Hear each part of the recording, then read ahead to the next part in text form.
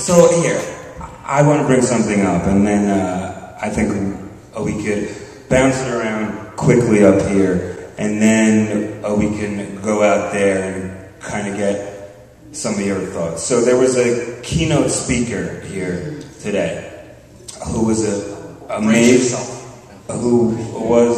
amazing speaker, super entertaining, super funny.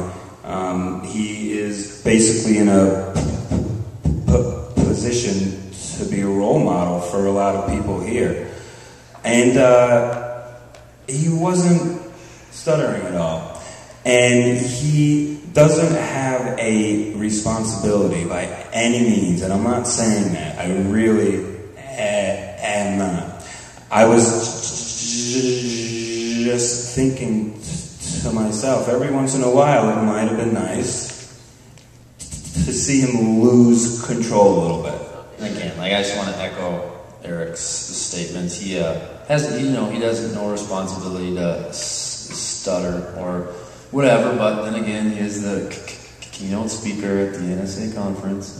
But when he showed that really funny Nancy Grace video, yeah, it was hilarious and stuff. But he made a comment and it just like made my stomach turn. He said that he's like, I was so proud of myself because I didn't stutter, and I was like, what?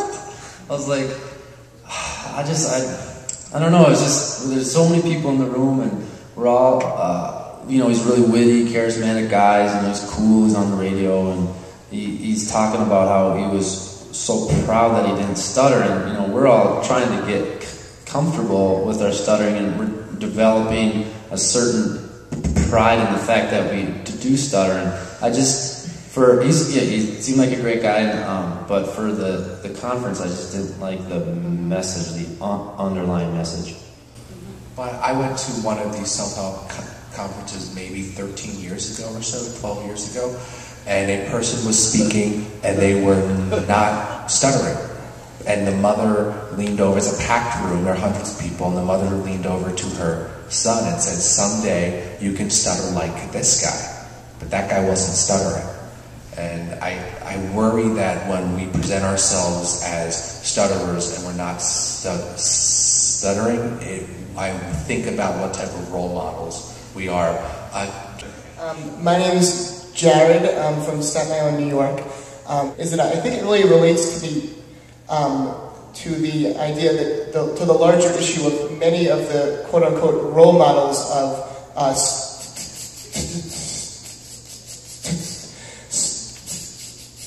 stutterers that you see in the media or that are famous people. They do not stutter anymore, or they don't stutter when they're interviewed or when they're in the public. And I know that, on StutterTalk, you guys have spoken about this before, but you can name so many of the famous people that everyone would know, and they don't stutter anymore. And it's either because they've outgrown it, or they just choose not to, or they use a technique, which, I'm not here to condemn them for that, but I think it's an issue in part for us as people who stutter, because we don't see them as being famous and stuttering when we're supposed to, or when the NSA sort of messages that stuttering is okay. And I think the second reason it's a problem is that people who do not stutter in the general public think that, well, if you just work hard enough, you don't have to stutter anymore, or it's your choice that you're still stuttering. And I think that's incorrect, and I think it's a mindset that we should work on to change, and I think that kind of thing reinforces it. Thank you. Thank you. Yeah, even though, I work on my speech a lot, I'm still really involved in my therapy place back home. And it's hard to shake that feeling of stuttering not being okay. Especially when you have tools, and I can imagine people who don't, I don't know if they feel, I don't know if they feel the same way, but it definitely just, I always have that in the back of my mind, no matter how much I talk, I seem confident and whatnot. I'm not all the time, because I always have that in the back of my mind. When I'm out to dinner with my family, I never advertise, and sometimes I'd love to, just for practice, but I almost feel like, you know, it's like, and this isn't any reflection of them, it's my own opinion about what it would look like it's not appropriate, or, well, that goes back to what you asked in the beginning. It's just like not their problem, and you know, like parents always want the best for their kids, and they want us to be happy, which they, you know, it'd be easier if we didn't stutter. So I think I could just be crazy here and it just be me, but I feel like everyone has a little bit of like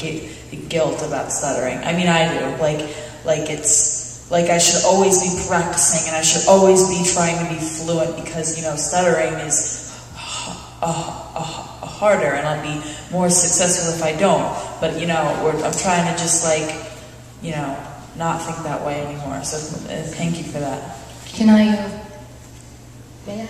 Okay.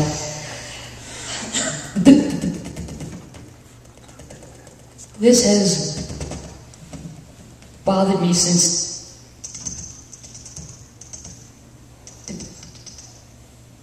day one, that the Keynote speakers you don't really hear them stutter, which I think gives a very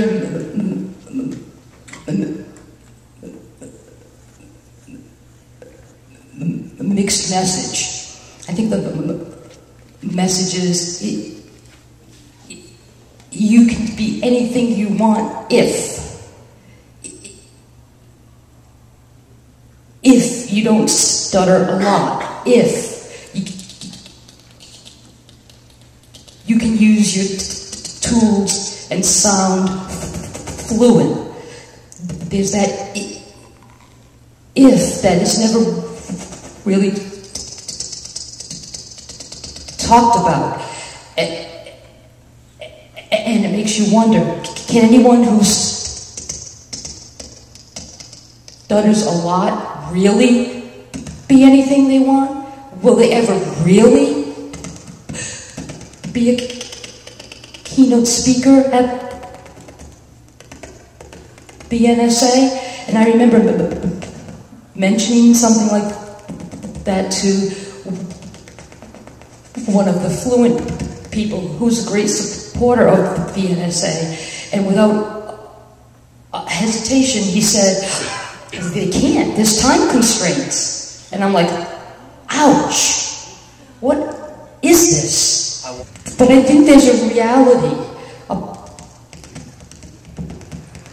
stuttering severity that we're not touching here. And I'm the severity advocate, so that's about it. Wait, why are you a severity advocate, Jamie? Oh, because I'm not afraid to say it sucks when they don't stutter.